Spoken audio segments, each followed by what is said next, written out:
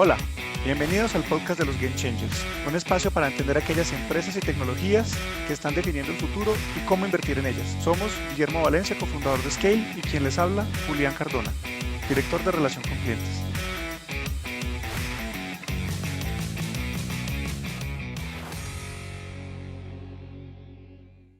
Desde la invasión de Rusia a Ucrania, hemos estado viendo una gran tensión asociada a las monedas. Gran parte de la respuesta de los aliados de Ucrania a Rusia fue restringirle el acceso a dólares y euros, lo cual convierte las monedas de reserva en armas para forzar negociaciones. En las últimas semanas ha escalado el concepto de la desdolarización a partir de los movimientos que ha hecho China a nivel internacional para incrementar las operaciones internacionales de comercio en yuan. Brasil, Rusia, Arabia Saudita y hasta Francia son algunos de los países ejemplo en estas conversaciones. En este episodio profundizaremos en este tema que hace parte de la Guerra Fría que estamos viviendo y que técnicamente se conoce como la Guerra de Monedas. Hola, Guillermo. Julián, un súper gusto saludarte y pues muy contento de empezar este podcast de nuevo. Bueno, Guillermo, pues este es un tema que puede generar mucha euforia o mucho tipo de pensamientos, pues porque al final se presta para ir muy a profundidad en temas geopolíticos, en temas culturales, en temas históricos, no solamente económicos y financieros. Y pues precisamente en la última columna que usted escribió para la revista Semana en Colombia, pues empezó a plantear este término de la guerra de monedas o que ya se hace muy evidente y pues que es muy interesante. Entonces cuéntanos de qué se trata la guerra de monedas. Cuéntanos primero qué significa una guerra de monedas y después nos vamos un poco a hablar más del presente. Guerra de Monedas hace parte de un marco mucho más grande que es una competencia entre dos potencias geopolíticas por todo, por recursos naturales, por tecnología y naturalmente por la supremacía de la moneda de reserva, porque tener una moneda de reserva significa que yo me puedo endeudar y puedo imprimir aquella moneda con la que me endeudo, y eso es una ventaja competitiva gigantesca. Esa ventaja la tiene Estados Unidos en este momento, y esa ventaja ya no la quiere aceptar China, no la quiere aceptar Rusia, no la quieren aceptar los países árabes. Pero para poder tener el estatus de moneda de reserva, no es simplemente yo voy a hacer un acuerdo con Putin, yo voy a hacer las transacciones en petróleo. O sea, para Estados Unidos llegar a tener una moneda de reserva solamente fue posible porque existió la Segunda Guerra Mundial, porque la mayoría de Europa y Asia quedó arrasada y él se convirtió en el único prestamista. Entonces, cuando pudo otorgar ese crédito con el Plan Marshall, pues hace que haya una demanda natural por dólares. A medida que se expande la globalización, a medida que se vuelve poder hegemónico, se empieza a convertir en moneda de reserva. No olvidemos que durante todo el periodo de la Guerra Fría siempre había una relación con el oro. O sea, estábamos con el estándar Bretton Woods y de alguna manera existía una paridad entre el dólar y el oro. ¿Qué quiere decir? Que no existía una confianza absoluta en la hegemonía de Estados Unidos. No se sabía quién iba a ganar la Guerra Fría, si la Unión Soviética o Estados Unidos. Luego, cuando no hay esa confianza, uno tiene el dólar en la mitad. De alguna manera, yo creo que China es el mejor estudiante de Occidente. Y ha estudiado todo. Ha estudiado todas las teorías geopolíticas. Ha estudiado el Plan Marshall. Y después de la pandemia, él está implementando su propia versión del Plan Marshall. Llámese la nueva ruta de seda, llámese una reestructuración de la deuda de mercados emergentes, pero es el equivalente. Entonces, todos los países en África, en Asia emergente, en Latinoamérica, pues están con un problema de deuda tremendo y tienen otras características que no son democráticos. La mayoría de democracias en estos países emergentes no son funcionales. O son dictaduras, o son autocracias, o son democracias manipuladas. Entonces, el Fondo Monetario Internacional presta con condiciones de democracia, China no. China quiere los commodities, quiere tener control sobre algunos proyectos de infraestructura, pero no va a incidir en la política interna. Entonces, eso puede ser muy interesante para muchos países emergentes cuyos líderes políticos tienen estructuras menos democráticas. Entonces, China está jugando a eso, pero eso toma tiempo. Eso toma tiempo y para que exista esa moneda de reserva, pues quiere decir que también la mayoría de transacciones internacionales se hacen en esa moneda, ¿sí? Que esa moneda tiene liquidez y el mercado tiene profundidad. China aún no tiene eso, ¿sí? Está empezando a crearlo, pero aún el mercado de bonos de chinos es incipiente. O sea, por ahí hay 1% de tesoros chinos que se tradean internacionalmente. Entonces, no va a ser el activo de reserva tan rápido como se dice. Ahora, lo que sí está pasando y lo que nos está diciendo el mercado es que no hay un poder geopolítico absoluto, y mientras no haya un poder geopolítico absoluto, el oro es un activo importante, y por eso hemos visto el rally en el oro. Entonces, ese es un lado, ese es el lado de lo que nosotros conocemos en nuestra estructura creada en el siglo XX y en el siglo XIX, que es los poderes geopolíticos se representan por naciones o por imperios. Pero existe otra alternativa. ¿Qué tal que en el siglo XXI nos organicemos de otra manera? ¿Qué tal que en el siglo XXI empecemos a buscar una nueva estructura en la sociedad?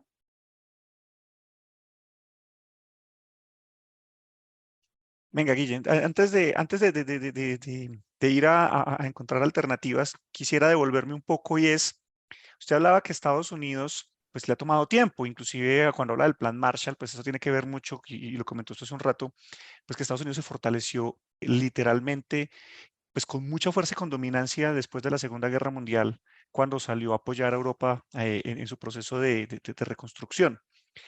¿Cuánto tiempo le tomó a Estados Unidos volverse, o a Estados Unidos convertir el dólar en la moneda principal del mundo, en la moneda de reserva del mundo? La Guerra Fría empezó en 1951 con el tema de Corea y tal vez o puede ser en el 49 con la primera prueba nuclear de la Unión Soviética. Y solo en el 71, cuando Nixon quita la paridad del dólar contra el oro, empieza a entenderse el dólar como una moneda de reserva. Pero en ese momento había muchas dudas. Todos los europeos decían, no, yo no quiero tener em, mis reservas en dólares, porque Estados Unidos está muy endeudado, se está endeudando mucho en esa guerra de Vietnam, está siendo irresponsable fiscalmente y yo no siento esa seguridad, esa seguridad. Y ahí vino el rally gigantesco en el oro en los 70, que es básicamente porque estábamos en el clímax de una guerra fría. Ahora, entonces, estamos hablando que de los 70 se libera, y digamos que después de los 80, cuando empieza todo el proceso de globalización, cae el muro de Berlín, pues empiezan los flujos de dólares hacia el mundo. En la mitad de eso, para que Estados Unidos lograra tener una moneda de reserva, hizo un acuerdo supremamente importante. Y ese acuerdo fue con Arabia Saudita.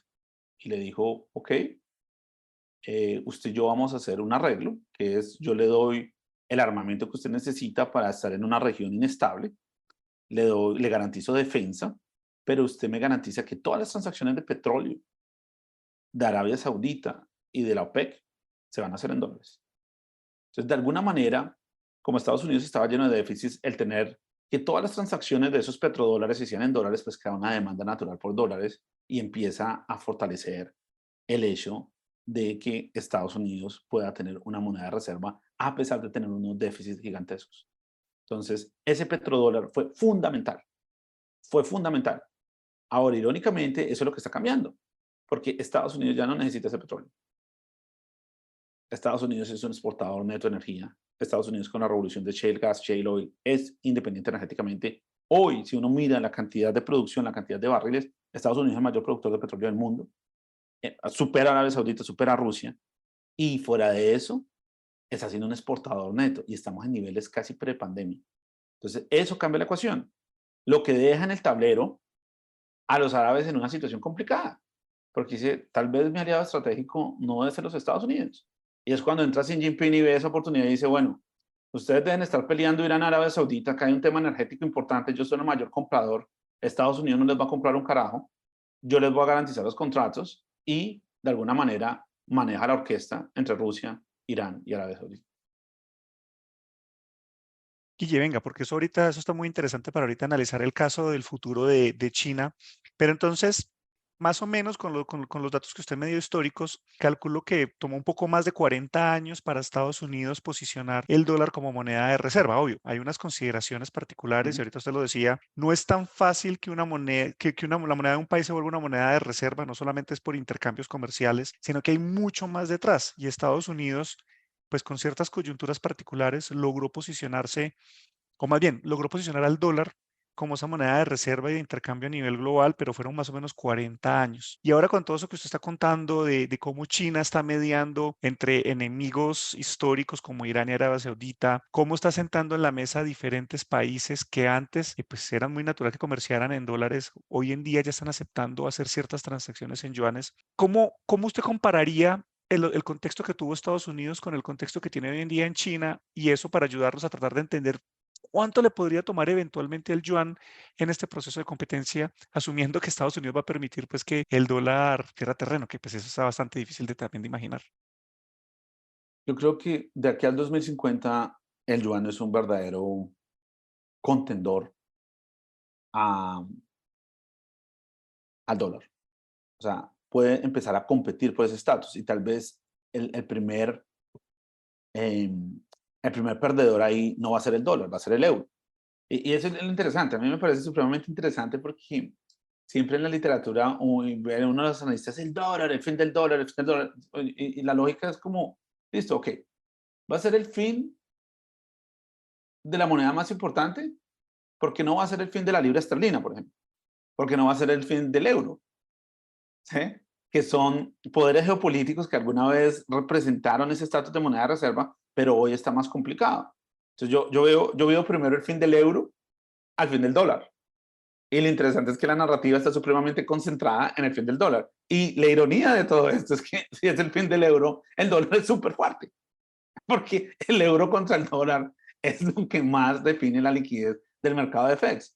Entonces la ironía de todo esto es que mientras la narrativa está en el dólar, dólar, dólar, el debacle del dólar y la hegemonía de Estados Unidos, se está perdiendo el elefante más grande en el room, en el salón, que es el euro. Y un euro débil significa un dólar supremamente fuerte. Entonces, en el largo plazo, el juego final de esto tiene que ver con el yuan, pero en el mediano plazo y en el corto plazo, el mercado de FX tiene que ver con dos personajes, el euro y el yen. ¿Sí? Son los que son más importantes y van a definir qué va a pasar con el dólar en los próximos 2 años. De aquí al 2050, el yuan es el que va a definir qué pasa con el sistema monetario internacional. Entonces es un poquito como el setting en esta guerra de moneda. Pues precisamente yo creo que de ahí viene el nombre técnico de guerra de monedas, porque pues efectivamente hay muchas variables en juego y pues inclusive pues Estados Unidos se fortaleció después de una guerra. Hoy en día pues confiemos en que todo esto se mantenga en paz, pero pues precisamente pareciera que muchas veces una moneda para que sea más fuerte también necesita algo muy fuerte, un cambio muy radical para que eso pase. Pero pues ahí usted nos da un dato, o sea, más o menos hay unos 30 años de observación para que llegue esta transición, para que eventualmente el yuan pueda ser realmente relevante.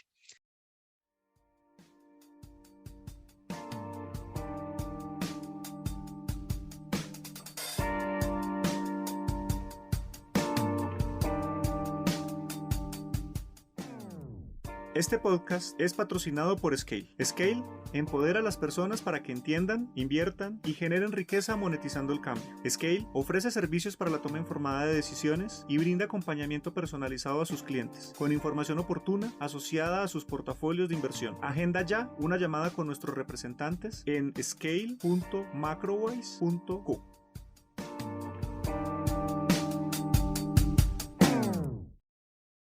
Juli, algo muy importante notar, no quiere decir que porque Estados Unidos tiene la moneda de reserva, no quiere decir que no se pueda depreciar el dólar. Claro que se puede depreciar. O sea, eso pasó del 85 al 98. ¿Sí? Eso pasó del 2002 básicamente hasta el 2008. Entonces, no porque tenga Estados Unidos la moneda de reserva no quiere decir que no se deprecie. Sí, sí, pero sigue con el estatus. Entonces, eso puede decir. Ahora, nuestra visión, e insistimos, está en el euro. ¿Sí? Entonces, esa es una guerra común y corriente. Y una guerra común y corriente, yo tengo que tener el control sobre los insumos básicos. Europa no tiene el control sobre la energía. China, de alguna manera, ya inventó un enroque con los árabes y con Rusia y tiene el suministro de energía de alguna manera a un buen precio. Estados Unidos con la revolución de shale oil. Europa no tiene. Europa no tiene. Es insuficiente la energía eólica, es insuficiente la energía solar, el carbón no está en el juego, el uranio apenas se está reactivando y tiene que comprarle el gas licuado a Qatar y a Estados Unidos. Entonces, eso ya crea una simetría gigantesca. Dos, Europa tiene gasto, va a tener gasto porque está en guerra. O sea, es en territorio europeo donde está la guerra y ya la OTAN empieza a sentirse en el tema Ucrania. Entonces, hay un gasto real. Alemania tiene que tener un gasto en defensa real. Polonia está teniendo un gasto en defensa muy importante. Francia también. Entonces, ahí hay un gasto. Entonces, en la época Nixon, que fue la que hizo que el dólar se depreciara, era porque Estados Unidos era el que estaba en guerra, pero acá irónicamente el que está en guerra es Europa. Europa, o sea, es una guerra proxy. ¿Qué es una guerra proxy? Una guerra proxy es como, yo no puedo entrar en guerra directamente contigo porque tenemos un armamento muy complicado y si entramos en guerra directamente, pues nos matamos todos. Pero empiezo a jugar en tableros donde no se usa ese tipo de armamento, pero nos hacemos un pulso y medimos fuerza en un territorio que no es el territorio soberano de esos poderes geopolíticos. O sea, no es China, no es Rusia, no es Estados Unidos, pero es Ucrania, por ejemplo. Entonces, es Taiwán, por ejemplo. ¿Sí? Es el Pacífico. ¿Sí? Entonces, esos son guerras proxy. Entonces, en esa misma situación está el yen, porque la misma situación de Europa la tiene Japón, es un importador neto de energía. Tiene un gasto en defensa gigantesco que tiene que hacer porque tiene que contener a China y tiene que hacer una reinvención de sus cadenas de valor. Japón ya la hizo, Alemania no, ¿sí? Europa aún no. Entonces, hay esa diferencia. Entonces, mientras esté en el mercado, y eso es algo que siempre decía Keynes, hay algo que se llama el beauty contest, el concurso de belleza. No se trata de quién es la más bella, es quién el mercado piensa que es la más bella, quién el jurado piensa que es la más bella. Y aquí se trata de quién es la menos fea. El dólar tiene problemas, pero es mucho menos feo que el euro y que el yen, y mucho menos feo que la libra esterlina, y mucho más líquido que el yuan. Entonces, por ahora, si hay una crisis, el dólar sigue siendo rey. Eso está bueno, Guille, porque pues al final, pues intuitivamente uno diría que para Latinoamérica, en la medida que al dólar le vaya bien, pues todo está bien en Latinoamérica. Sin embargo, mirando el último estudio que sacó el Banco Mundial acerca de Latinoamérica, en donde habla de las oportunidades de integración desde México hasta la Patagonia, pues se muestra cómo Estados Unidos es el territorio más importante para el comercio de Latinoamérica, pero cuando uno abre por países se da cuenta que casi todo ese comercio lo hace México. Si se quita México de la ecuación, queda Latinoamérica, Brasil, Colombia, Perú, Chile, principalmente comerciando con China. Ni siquiera Europa, es con China. Entonces, en este juego, ¿cómo le va a Latinoamérica? O sea, cuáles son los riesgos que tiene Latinoamérica? Y de pronto, si podemos diferenciar entre qué podría pasar entre México, Colombia, Chile, que son de pronto los territorios más importantes, Argentina. ¿Cómo lo ve usted? Porque creo que ya uno no puede hablar de Latinoamérica, ¿no? Le toca hablar ya como país por país, porque México parece que ya se desprende. Brasil tiene unas características particulares con todo su tema de producción agropecuaria y que se volvió como una nueva despensa después del tema de Ucrania. ¿Cómo ver Latinoamérica y cuáles son los riesgos para nosotros como latinoamericanos con toda esta guerra de monedas? Muy buena pregunta, Juli. Yo creo que totalmente de acuerdo con lo que dices. Esto no se puede analizar como la TAM como un todo. O sea, entonces yo creo que hay dos tesis fuertes de Latinoamérica. Una es países que se benefician de un boom en commodities, porque si estamos en una guerra fría, hay una competencia por commodities. Si hay hay una presión inflacionaria duradera, eso es positivo para los commodities. Entonces, dos países, dos poderes geopolíticos compitiendo por cobre, por mineral de hierro, por petróleo, es una buena historia para Latinoamérica, pero para los países que hagan reformas, ¿sí? Para los países que puedan beneficiarse de ese boom en esas materias primas, pero puedan aumentar la infraestructura y la productividad. Los países que hagan eso es una manera de capitalizar eso. La otra narrativa dura es quiénes están tomando ventaja de rewire o de la redefinición de las cadenas de valor. Y esa es la historia que tú estás hablando de México. Ahora, México puede tener una situación súper interesante porque él también tiene commodities.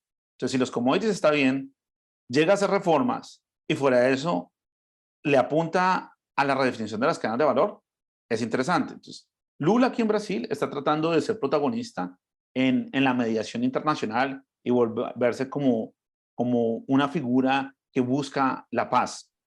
Hay ciertas ventajas en Brasil en que el gobierno es bastante federal. Entonces, no es solo lo que piense el Estado, sino lo que piensen las grandes ciudades, los que piensen digamos que las regiones más importantes también, los presupuestos independientes también van a influir mucho en qué pase con la región. Entonces, en un mundo desglobalizado, Brasil también tiene algo interesante, y es que no depende tanto de la globalización.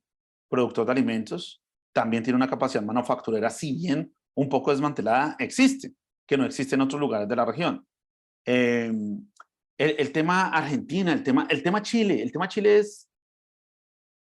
tiene una oportunidad fabulosa con el cobre y un gobierno que tiene satanizado las materias primas. Entonces, ese es un poquito la paradoja, ¿no? Cuando llega la oportunidad de oro, pues los que gestionan esa oportunidad, pues no quieren ese oro. Entonces, eso está pasando un poquito en Chile. En Argentina, pues estamos viendo los rasgos de un contrato social totalmente fallido, inflaciones de más del 80%, difícil tener flujos de capital en dólares, una corrupción impresionante, unos personajes que hablaban de igualdad, pero crearon un clan y una casta corrupta que tiene el control en ese país, y pues las consecuencias son esos niveles de inflación tan grandes. Ahora, para un socio comercial como China, pues no tiene ningún problema. No tiene ningún problema. ¿Sí? Porque lo que le importa a China es que tenga control sobre algunos proyectos de infraestructura y no va a incidir en qué pase con los Kirchner o no pase con los Kirchner. Qué pase con Maduro o qué no pase con Maduro no le interesa a China. Le interesan los assets.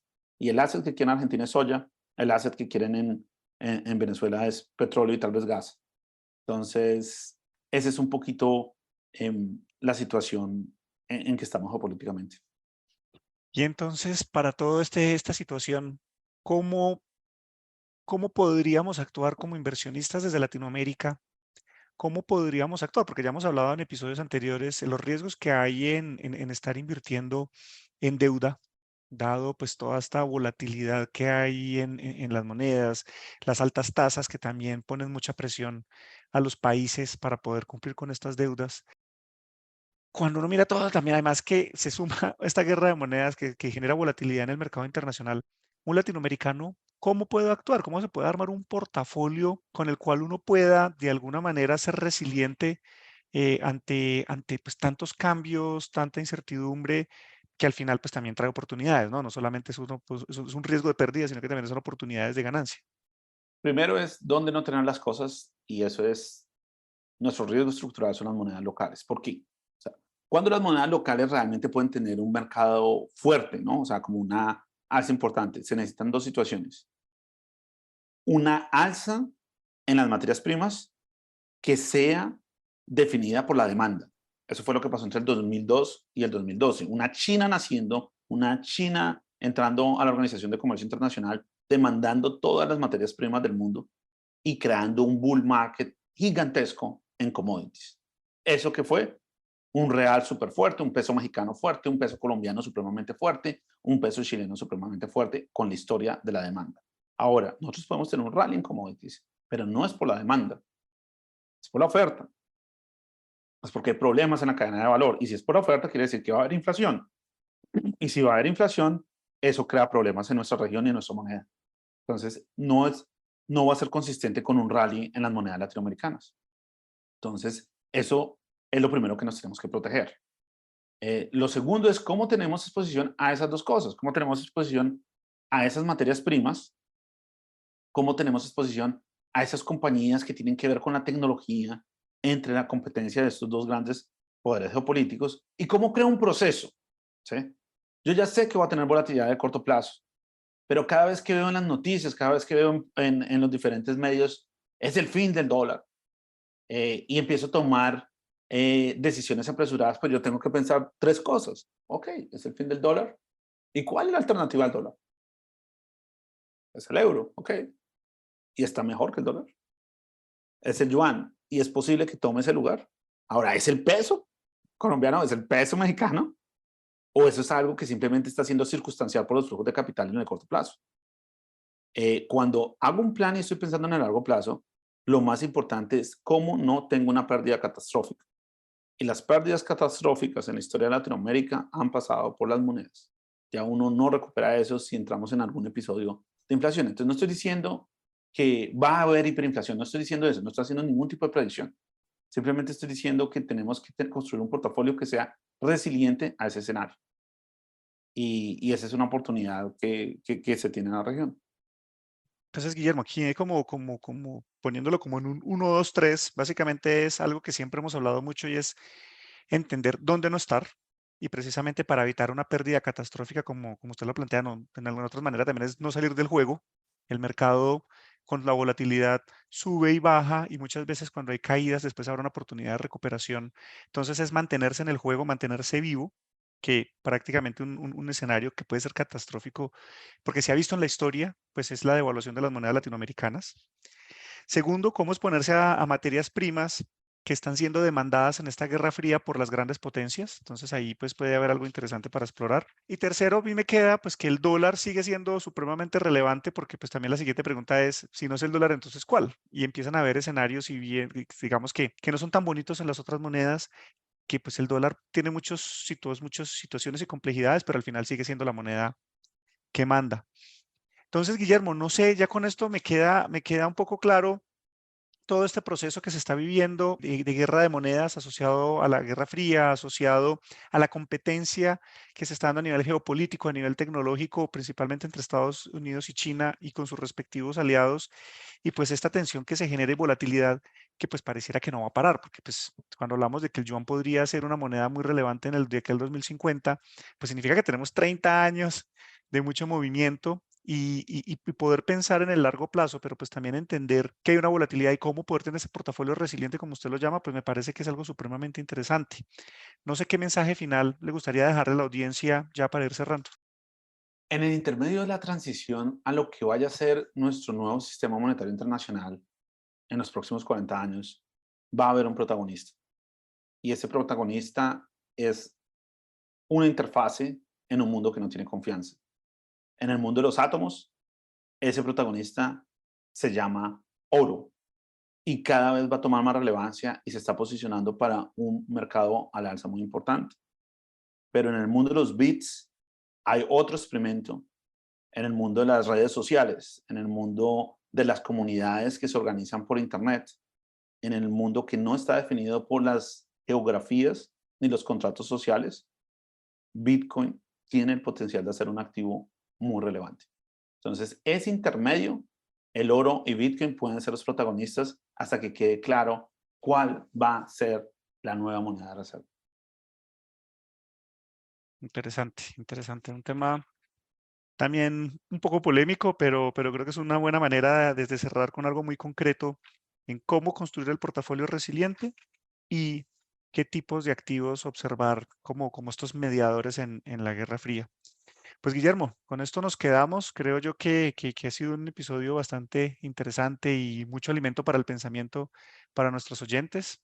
Entonces, pues, ¿algún mensaje de despedida final? Ya le he pedido como 3 mensajes de despedida, pero ya para... Un abrazo a todos los seguidores y lo que nosotros recordamos, el riesgo estructural más grande es no actuar. En un mundo que está cambiando, lo más importante es tener exposición al cambio, tener exposición a aprender de ese cambio y este tipo de escenarios, este tipo de espacios, por lo menos ayuda a conectar los puntos para saber cómo decidir. Entonces, no podemos procrastinar la acción y es algo en lo que hacemos mucho énfasis. Perfecto, Guille. Entonces, pues con esto nos vamos. Muchas gracias a todos por hacer parte de este episodio. Los invitamos a seguirnos en nuestra cuenta en LinkedIn, @ScaleInvest, en la cuenta de Instagram de Guillermo, que permanentemente se está publicando contenido prácticamente a diario, muy relevante, muy similar a lo que a esta conversación, que les puede permitir estar muy actualizados. Es @_Guillermo Valencia y contactarnos a través de scale.macrovoice.co, donde siempre estaremos muy atentos para intercambiar ideas, para conversar y pues bueno, y de repente tener la posibilidad de trabajar juntos. Recuerden que el mayor riesgo en la vida es quedarse quieto y no hacer nada. Hasta el próximo episodio.